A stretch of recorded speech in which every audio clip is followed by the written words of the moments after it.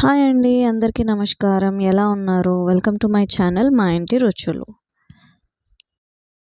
So, ఇవాల్టి special ఏంటంటే ఆలు కర్రీ. చలో ముందుగా ఏమేమి కావాలో మనం చూసేద్దాం. ఒక 2 ఆలూస్ అండి మీడియం సైజు, ఒక మీడియం సైజు ఉల్లిపాయ, కరివేపాకు, కొత్తిమీర, 2 పచ్చిమిరపకాయలు.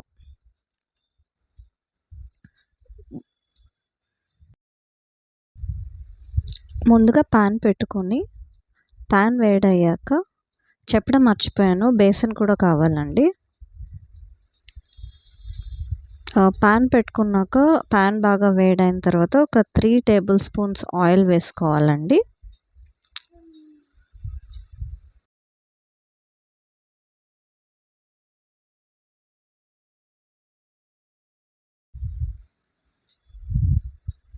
ఆయిల్ బాగా వేడెక్కిందండి. ఇప్పుడు పోపు దినుసులు వేసేసుకుందాము.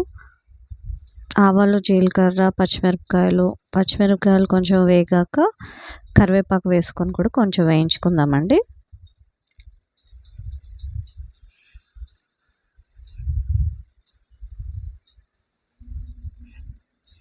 ఇప్పుడు ఉల్లిపాయలు వేసి బాగా వేయించుకుందాం.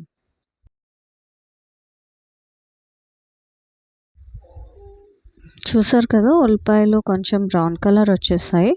ఇప్పుడు మనం ఒక 2 టేబుల్ స్పూన్స్ అల్లం వెల్లుల్లి పేస్ట్ వేసుకొని వేయించుకోవాలి.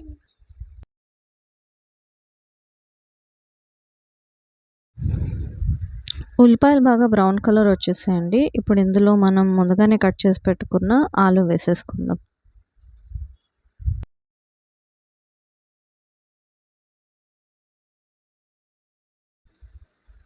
బాగా కలుపుకున్నాక ఒక గ్లాస్ వాటర్ వేసుకొని ఒక 10 మినిట్స్ మూత పెట్టుకుందామండి. ఇప్పుడు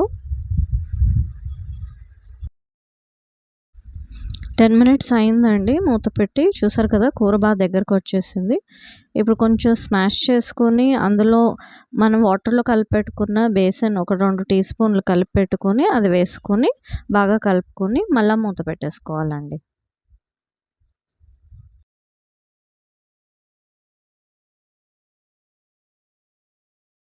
ఒక 10 మినిట్స్ అయిందండి. మూత తెరిచి చూస్తున్నాను నేను. కూర కొంచెం దగ్గర పడింది. ఇప్పుడు ఉప్పు సరిపోయిందో లేదో చూసుకుని, నాకు సరిపోలేదండి, నేను కొంచెం ఉప్పేసి మళ్ళీ కలుపుతున్నాను.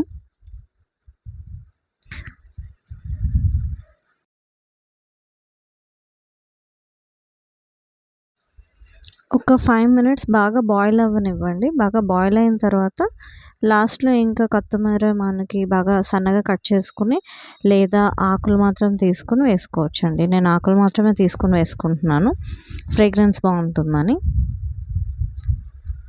అంతే అండి. చూసారు కదా ఎంత పల్చగా కావాలో.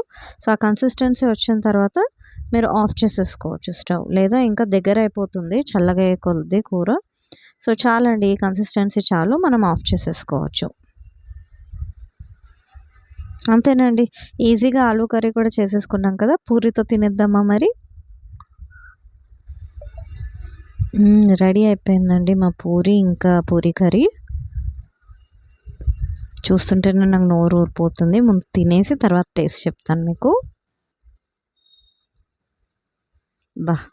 చాలా వేడిగా ఉందండి. సూపర్ అండి, అసలు చాలా చాలా బాగుంది.